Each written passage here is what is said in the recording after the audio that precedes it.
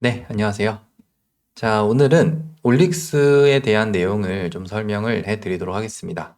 자, 오늘 날짜로 9월 2일 날에 이렇게 상한가로 진입을 했습니다. 이 종목을 이제 뭐 제가 새롭게 설명해 드리는 건 아니고요.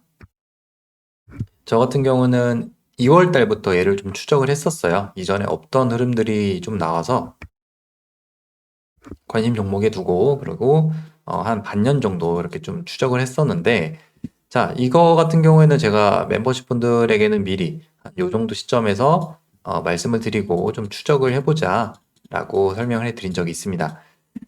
근데 이제 이런 것들을 우리가 왜 관심 있게 좀 봐야 되는지를 먼저 좀 설명을 해드릴게요.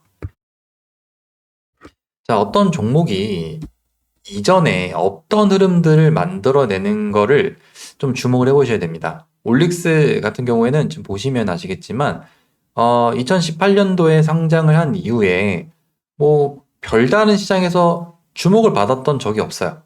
얘가 뭐 장대양봉을 연속으로 만든 적이 있는 것도 아니고 뭐 2020년도에 바이오 테마 있을 때 이때 조금 흐름이 있었죠. 뭐 살짝 이 정도 있었던 것 말고는 그렇게 우리가 의미를 둘 만한 부분들이 없었어요. 저도 당연히 이 종목을 몰랐고. 자, 그런데 지난 2월 달에 여기에서 점상한가가 발생을 합니다. 처음에는 뭐 이 종목이 크게 의미가 없이 상승이 나왔다. 그리고 이렇게 만들고 그냥 죽을 수도 있겠다. 이런 생각을 했었어요. 자, 근데 이 종목이 이날 보시면은 3천억 정도 거래 대금이 발생을 합니다. 자, 3천억의 거래 대금이 발생을 하려면 이 3천억에 준하는 매집 구간이 반드시 있어야 돼요. 그런데 그런 구간이 있었는가 하면은 특별히 보이는 것도 없고 이 종목이 뭐 밑에서 여러 가지 뭐 흐름을 만들어냈던 이제 그런 것도 잘 보이진 않습니다. 자, 근데 제가 항상 강조드리는 건데 우리가 신고가를 가는 종목에 대해서 공부를 한 적이 있죠. 신고가라는 거는 준비를 했던 친구는 진짜 신고가를 우리가 기대했던 이제 그런 신고가를 진짜 가는 거고 준비를 하지 않았던 애들은요, 오히려 그런 신고가의 물량을 넘겨버립니다. 이게 신고가니까 조금 더 강조된 거지, 어떤 매물대라든지, 그리고 이제 사람들이 많이 물려있는 그런 구간에 대해서도 동일하게 적용이 됩니다. 결국에 이 친구가 그동안 만들어 왔던 과정들은 이 종목이 이제 여기가 한 6만 원 정도가 신고가죠. 여기서 5만 3천 원부터 6만 원 정도 여기 많이 몰려 있으니까 이 구간을 돌파하기 위해서 그동안 만들어 왔던 이런 과정들을 봐야 돼요. 결국에 이 구간을 당연히 뭐 한 번에 돌파를 하면은 여기에서는 개인 투자자들의 관심도가 매우 높단 말이에요. 그 사람들이랑 같이 가야 되겠죠? 그렇게 가지 않습니다, 종목들은.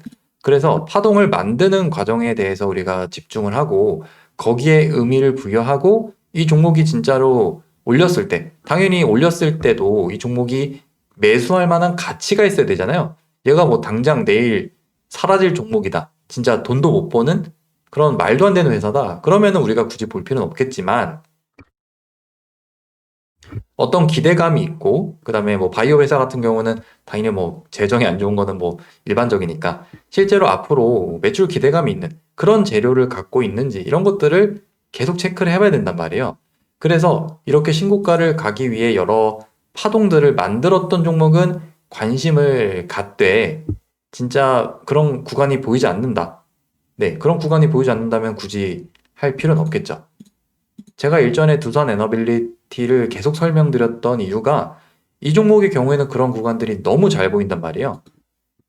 항상 차트는 이렇게 크게 놓고 어디에 사람들이 몰려있는지를 봐야 되는데 이 종목 같은 경우에는 뭐 신고가는 아니었지만 거의 이제 여기가 신고가죠. 21년도에 여기서 아주 이쁘게 상승이 나왔던 이런 구간에서 가장 고점이 형성되어 있습니다. 그래서 상황을 보게 되면 지난 이제 아이고, 차트가 2월 달에, 얘도 이제 2월 달이네요. 2월 달에 여기를 이제 돌파를 갔습니다. 여기도 마찬가지로 여기에 큰 매물대가 있죠. 여기를 돌파를 가면서 앞에 정말로 큰 매물대로 이 친구가 진입을 했어요. 자, 근데 보시면은 이 구간을 바로 갔습니까? 바로 가지 않아요.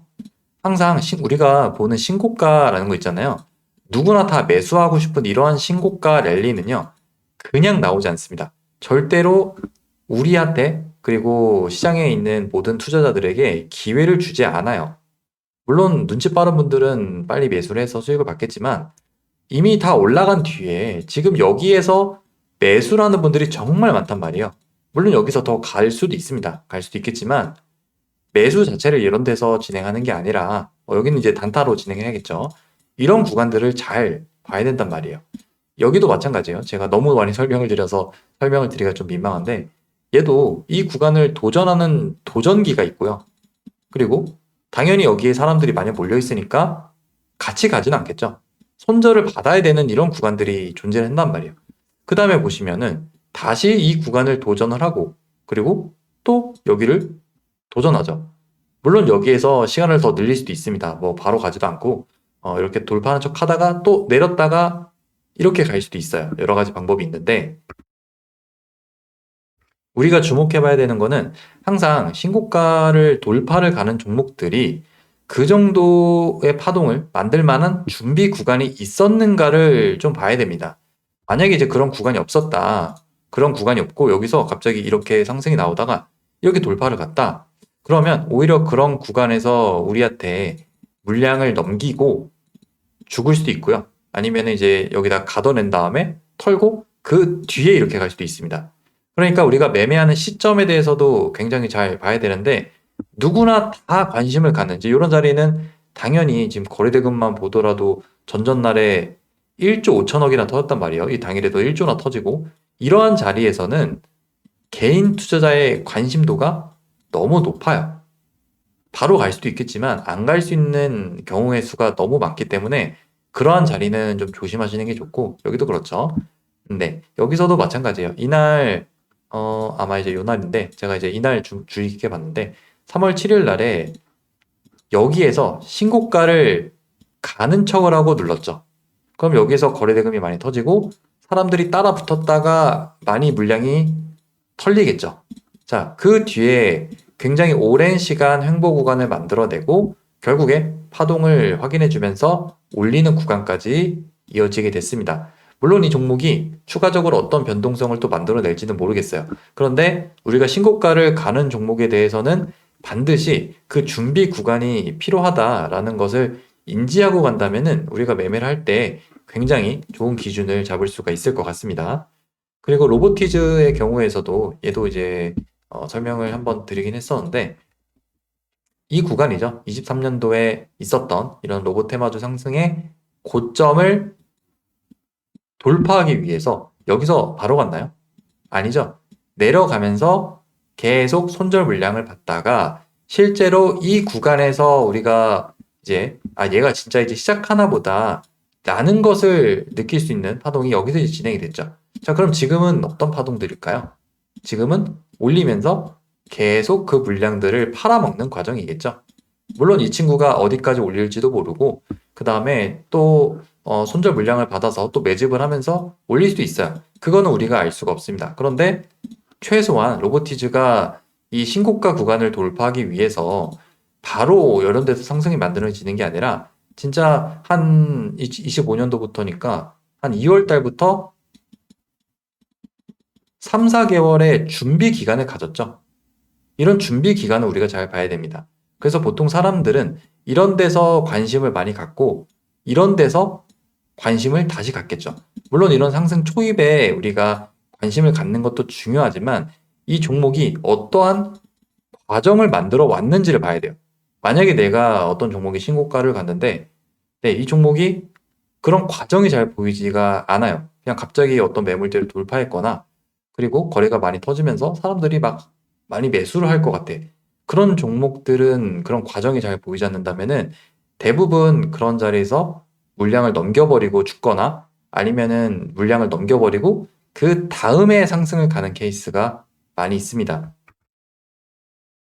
그래서 신고가를 준비했던 종목과 아닌 종목은 그 결과에 있어서 굉장히 큰 차이를 보이니까 어떤 과정을 준비했는지 그 흐름을 보시면은 매매를 하시는데 많이 도움이 되실 거라고 생각합니다. 자, 그래서 오늘 내용은 여기서 마무리하도록 하고 다음에는 다른 내용으로 찾아뵙도록 하겠습니다.